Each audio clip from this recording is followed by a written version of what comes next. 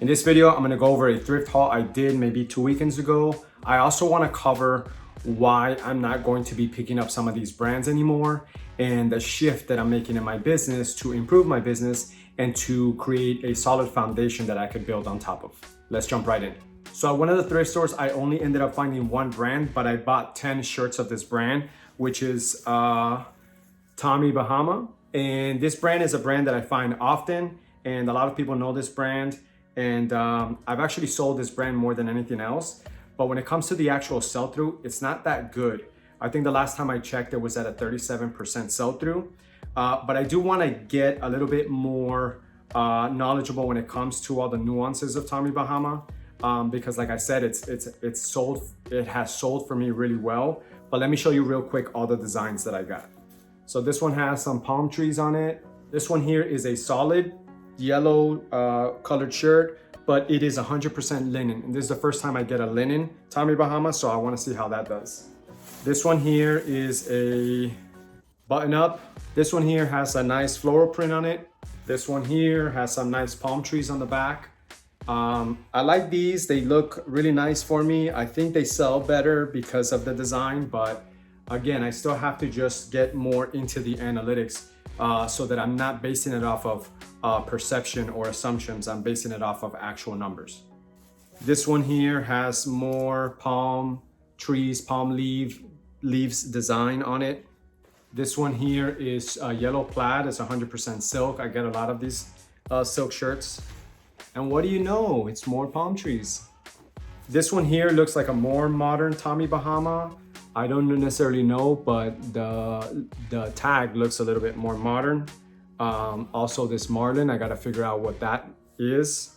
And this one here was my favorite one of the bunch. It just has a really nice design. I really like how it's black on one side, gray on the other. The first Tommy Bahama shirt that I ever sold had a similar look to it. And I think that one sold for $56. All right, guys, I'm gonna jump into the next thrift store, let you guys know what I got there. But before I do, I wanted to ask you guys if you can help me out by subscribing to this channel. I'm really trying to get it monetized so that I can start taking the content to the next level. I hope I can count on you. All right, here's what I got at the other store.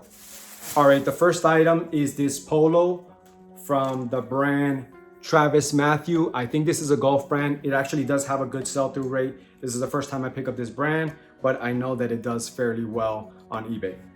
All right, the next item here is this button-up Tommy Bahama. So like I said, I get this all the time. It looks like a newer Tommy Bahama because of that tag. But this is actually gonna be helpful because then I'm gonna start seeing how the newer Tommy Bahamas sell versus the old ones. All right, the next item here is, oh, you guessed it, another Tommy Bahama. The next one is another Tommy Bahama button-up. I'm not gonna bore you with those anymore. Yet another one.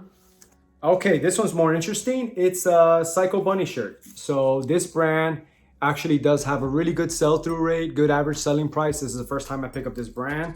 I've known about this brand for a long time, but fortunately, I finally found it. All right, the next brand here is La Martina. This one, I can't remember at the top of my head what the sell-through rate is, but I know that it's a good sell-through. I think this is the second time I pick up this shirt, so I don't think I've necessarily sold the other one yet, but it does have a good sell-through. All right, and the last item that I got at this store is a brand that a lot of people know already. It's Patagonia. And this is actually the first time that I pick up Patagonia. So let's see how it does for me. All right, I'm gonna jump into the last bag where there's only 3 items that I got, I think at the first thrift store that I went to. And then I wanna talk to you guys about why I'm gonna stop buying some of these brands and what I'm trying to do with my business. All right, so let's get through these really quick. The first brand is Johnny O. This has, I think, around like a 90% sell-through rate. It's done really well for me, so I always pick these up. All right, the next item is this polo from Peter Millar, but it's the summer comfort version, which does better than just a regular Peter Millar brand. But it's not necessarily a shirt that I pick up, but I did look up the keywords Whistling Straits from this logo, and it actually had a 100% sell-through, and the average selling price, I think, was around 40 bucks. All right, and the last item that I got is this brand's James Purse, which I think was the best pickup of the day because James Purse has a sell-through rate that's over 200% and a good average selling price. But basically what I wanted to talk to you guys about is why I'm gonna stop buying some of these brands. And the reason I'm gonna do that is because I think the number one thing for you to get better at, for you to build a solid business, is for you to really start learning the items that have a high sell-through, right? You really want to focus in on sell-through. So before, my idea was like, I wanna grow my store, right? I wanna grow my store to a certain amount of items, right? A certain amount of volume. Like I wanna have 1,000 items in my store, 2,000 items in my store, 3,000 items in my store. And that's not the case now. What's more important for me is for me to increase my sell-through rate. So for example, if I had a 1,000 item store and I was selling 10 items a day, can I possibly get items that are so good that I can have a 200 item store and sell 10 items a day, right? If you're buying inventory and have a store that has 1,000 items and only a fraction or like 25% of your store has a high sell-through, then why not just minimize your store to that 25%? And that's what I'm trying to do. I'm trying to create a highly curated small store where I have a very high sell-through. And I've seen other people do it, and that's the type of business model I want to approach with my business, because it's gonna make me get really better at becoming an expert at the brands, the nuances, the seasonality, everything that comes with really learning what items are gonna sell the quickest. So to give you an idea, here I have about 20 items, but out of all these items, maybe 5 or 6 of them have a sell-through rate that's 90% or more. And that's what I want to target, is finding items that have a 90% sell-through or higher.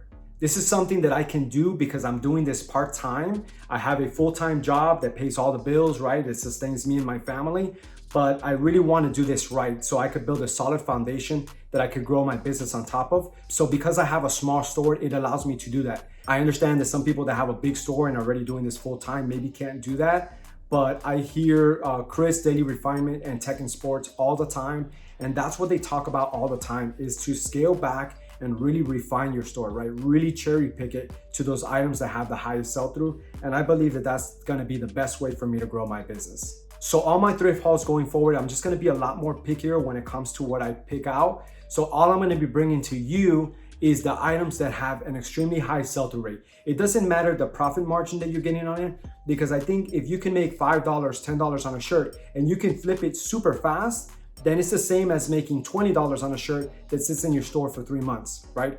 If I can make $5 on 4 shirts in a matter of 3 days, then I can basically reach those profit margins, but with a little bit more volume. And I think when it comes to sell-through and selling things faster, even if you're making less money on them, it's just more fun, right? It's just more activity. It's just more, it's moving your business forward. It's making eBay happy, right? It's giving you more feedback. And in the end, it's keeping cash flow in your business. So everything that I'm gonna be putting going forward is gonna be high sell-through items. And I already do this with my brand breakdowns. I look at what are the best items that you can find in the thrift store. Sometimes they're not the easiest to find, but eventually when you have reached your capacity with how many good items you can get, then you can start tapping into, the items that have a lower sell-through rate. But if you're starting out or doing this part-time, then you have the advantage that you can just really start curating a high sell-through rate store.